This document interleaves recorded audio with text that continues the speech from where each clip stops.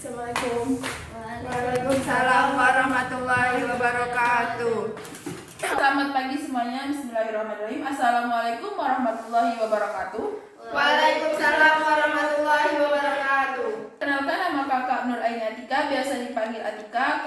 Kakak mau menjelaskan sedikit pelajaran tentang pendidikan nilai dan moral. Di hari ini kita akan membahas tentang baik sangka atau berprasangka baik. Tentunya kalian semua sudah tahu apa itu baik sangka. Istilah sering dipertentangkan dengan buruk sangka, yang dalam bahasa Arab dicerna dengan kata su'ulzan. Karena su'ulzan diterjemahkan dengan buruk sangka, maka lawannya adalah baik sangka. Sehingga membicarakan baik sangka tidak mungkin jauh dari kata pemikiran kita atau penglihatan kita di suatu objek atau benda, bahwa kita memiliki pikiran yang negatif. Tentunya jika namanya buruk sangka, kita akan selalu memikirnya itu dengan kata negatif. Misalnya kita melihat seseorang, kita pasti bilang mengenai kelemahan dia atau kekurangan fisik dia yang belum tentu kebenarannya. Kita bilang bahwa dia itu seperti bla bla bla bla bla bla, dan itu belum tentu kita tahu dari diri dia sendiri. Itu termasuk pikiran kita. Pokoknya semua pikiran yang bersifat, enggak semua sih, maksudnya yang kebanyakan buruk sangka adalah sifat yang berpikir negatif tentang seseorang yang bisa merugikan orang lain. Dan sinonim dari kata buruk sangka adalah curiga, ragu, atau menuduh. Kalau digabungkan dengan baik sangka adalah penerimaan atau melihat sesuatu benda atau orang dengan memandang semua aspek, yaitu aspek positifnya. Kita tadi sudah pelajari tentang pengertian baik sangka. Kita masuk poin kedua, yaitu analisis dan pertimbangan.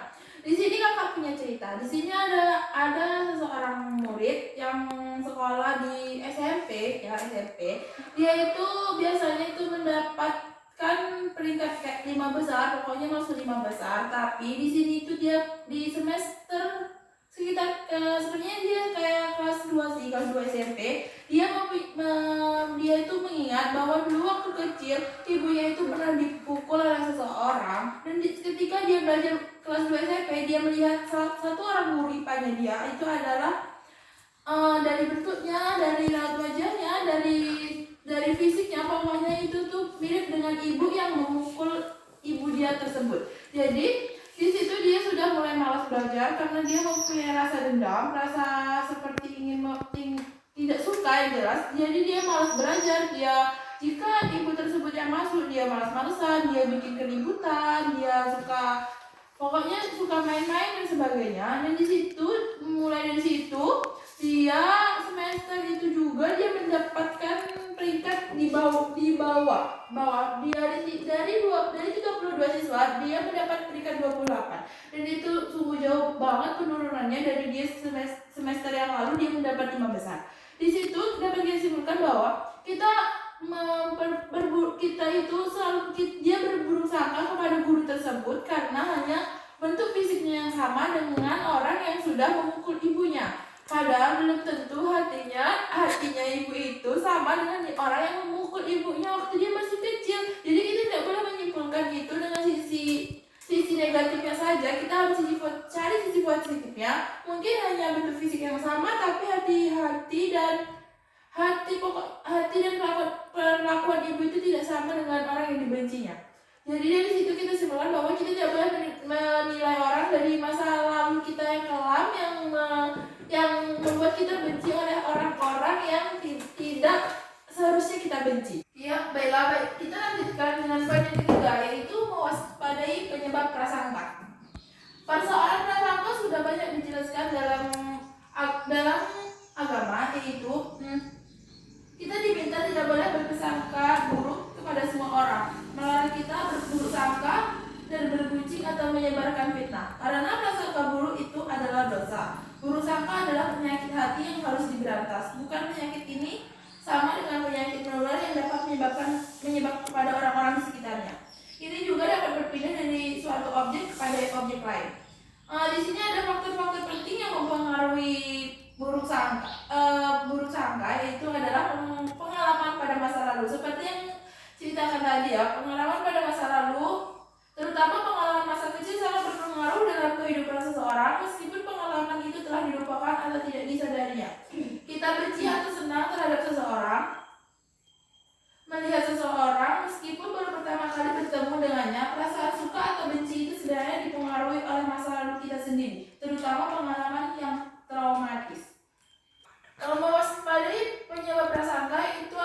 tadi sudah dengan dengan pengalaman masa lalu, dan sekarang ada juga informasi yang sesat. Biasanya kita berusaha terhadap seseorang itu karena informasi yang kurang akurat, yang belum tentu kebenarannya seperti yang saya bilang tadi, yaitu informasi yang tidak benar, fitnah atau gosip seringkali menimbulkan prasangka jelek bagi orang yang menerimanya. Sikap ini ditindakkan seseorang akan mudah terpengaruh, bahkan di kalangan siswa sendiri. Informasi yang sesat akan melahirkan perdugaan yang salah, yang akibat lanjutnya akan memutuskan hubungan baik silaturahmi antara dirinya dan diri orang yang bersangkutan tadi.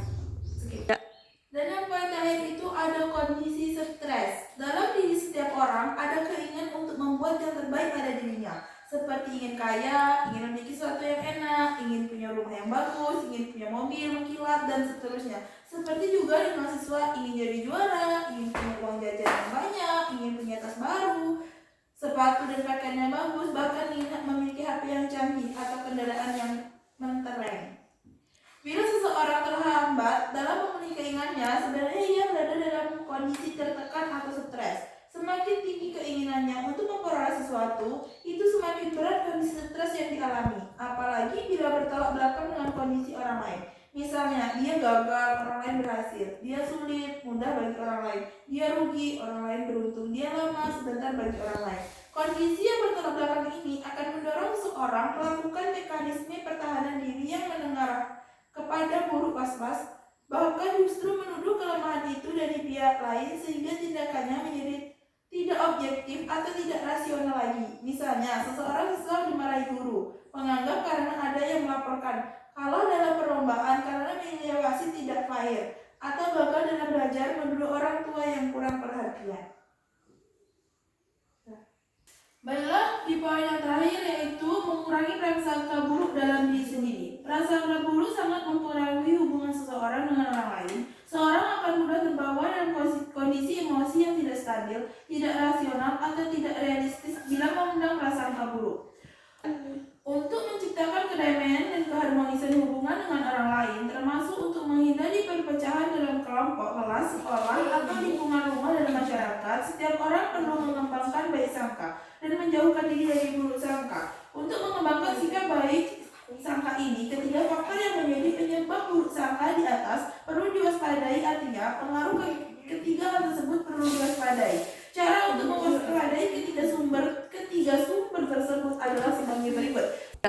Baiklah, di poin ke-1 ada hentikan menggunakan pengalaman masa lalu untuk menilai kondisi seseorang. Hiduplah dengan masa sekarang dan jangan berpikir atau berprasangka masa lalu. Apa yang kita lakukan sekarang harus diukur dengan kondisi saat kini. Keberhasilan atau kegagalan masa lalu tidak dijamin untuk saat ini. Apalagi kondisi sekarang dan dulu sudah berubah. Orang yang dulu juara kelas sekarang bisa meninggal kelas kalau tidak belajar. Kalau dulu orang seperti itu jahat, belum tentu orang itu jahat. Siapa yang menerima semua orang itu bisa berubah menjadi lebih baik. Dan yang kedua, temukan informasi yang benar. Jangan mudah terpengaruh dengan orang lain, apalagi informasi yang salah. Sangat memungkinkan seseorang memiliki prasangka salah. Oleh karena itu, siap-siaplah menunda mempercayai sesuatu yang menjadi keejekan seseorang.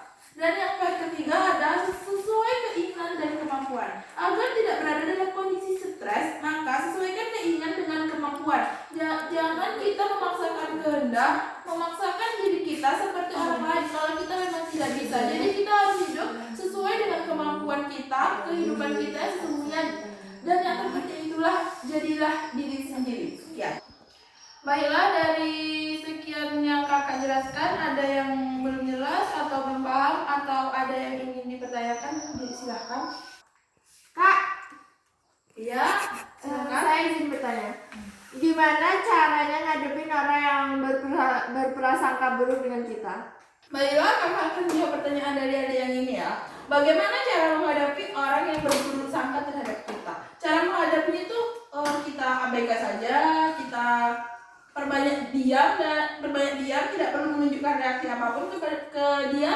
Kita lihat kemajuan dia gimana, mau ceritain kita, jangan ceritakan rencana kita kepada mereka. Yang penting jangan ceritain buruk-buruk dia, kita jangan ceritain keburukan dia juga. Dan jadikan komentar mereka sebagai sesuatu yang positif, sebagai sesuatu motivasi Oh, berarti misalnya dia bilang kita apa nih? Oh, berarti aku kurang dalam ini. Aku harus kayak gini, harus berubah seperti ini lagi. Supaya dia tidak terus-terusan berpikir buruk terhadap kamu. Penilaian orang kan beda-beda. Kita bisa aja benci sama orang itu, sebenci-bencinya kita, gimana mau kita diemin? Pasti kita lawan dong. Ya benar. Apa kata dia itu benar. Nggak semua orang tuh tentunya namanya manusia ya, itu hidup ada yang baik, ada yang enggak, ada yang sempurna, ada yang enggak. Pasti kalau semua orang menyukai kita, kita pasti akan semakin mengagung-agungkan diri kita. Pasti kita itu belajar tidak dari apa ya? Kita tuh belajar dari kesalahan, dari orang yang menilai kita yang buruk. Dari situ kita bisa memperbaiki diri. Kita kurang di sini, kita kurang begini. Nah, kalau semua orang berprasangka buruk berprasangka baik terus terhadap kita, kita akan lebih kayak aku udah sempurna, aku udah paling sempurna. Jadi memang jadi namanya kehidupan pasti ada yang nggak suka dari dia, dan cara menghadapinya itu cukup kita ya wes lah gitu kan. Kita mungkin kita bilang komentar dari dia, apa yang dia ucapkan dia itu kita jadikan motivasi saja. Yang penting kita tuh kalau bisa jangan kembali memburuk-burukkan dia, kembali bilang tentang buruk-buruknya dia walaupun kita tahu apa kelemahan dia. Ya. Baiklah, sudah jelas. Ada yang mau bertanya lagi yang lainnya, silakan kalau mau bertanya. Siap tidak, Kak? Oke, kalau gitu sekian mungkin bukan belajar sih, kayak materi dari kakak akhiri. Assalamualaikum warahmatullahi wabarakatuh. Waalaikumsalam.